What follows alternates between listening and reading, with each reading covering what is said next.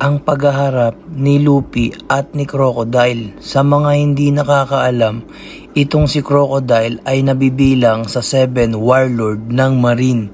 Kaya marami pa rin ang umiiwas at natatakot na labanan itong si Crocodile. At binigyan lang ni Crocodile ng 3 minuto para tapusin itong si Luffy.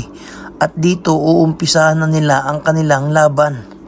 At sa pagharap nilang dalawa ay hindi na ni Luffy pinagsalita si Crocodile, kundi nagpakawala na kaagad ito ng maraming suntok. Ginamit niya ang Goma Goma Gatling. At kung sa makikita nyo, patuloy pagsuntok si Luffy at tumagos lang ito sa katawan ni Crocodile.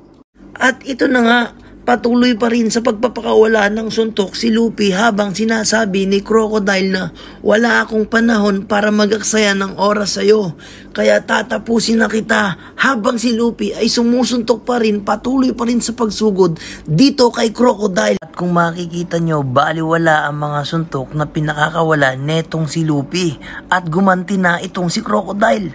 At kung makikita ninyo, bagsak nga dito si Luffy at natuyo ang kanyang kanang braso dahil sa ginawang pag-absorb ni Crocodile. May kapangyarihan din pala itong si Crocodile na mag-absorb. At ininuman nga lang ito ni Luffy ng tubig at bumalik nga ito sa dati.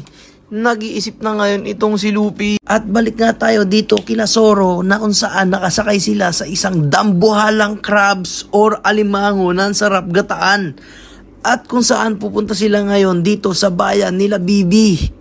At balikan natin ang paglalaban ni Luffy at ni Crocodile. Hindi pa rin nasasaktan si Crocodile ni Luffy at paulit-ulit lang ang mga nangyayari. At wala na ngang ibang maisip si Luffy kung hindi kainin si Crocodile. Kinain niya si Crocodile. At dahil sa ginawa ni Luffy, galit na galit siya dahil ginagawa siyang katawa-tawa. At gumawa ngayon ng isang malaking buhawi si Crocodile o ipo-ipo. Ang buhawi ay papunta kung saan papunta sila Bibi at Zoro. Gulat na gulat naman ang mga tao o mga residente rito dahil merong napakalaking o napakalakas na isang ipo-ipo. At nilapitan ito ni Luffy si Crocodile at kinausap na itigil ang kanyang ginagawa dahil maraming mamamatay sa bayan, pero sinaksak ito ng kanyang kalawit.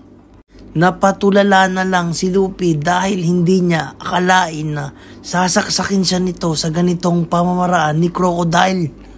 At kung makikita ninyo, tuhog na tuhog nga etong si Luffy dito sa kalawit ni Crocodile.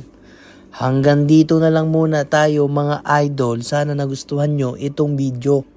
At kung ikaw ay bago pa lamang sa akin channel, please consider subscribe and please click the notification bell para ma-update ka sa mga bago nating upload.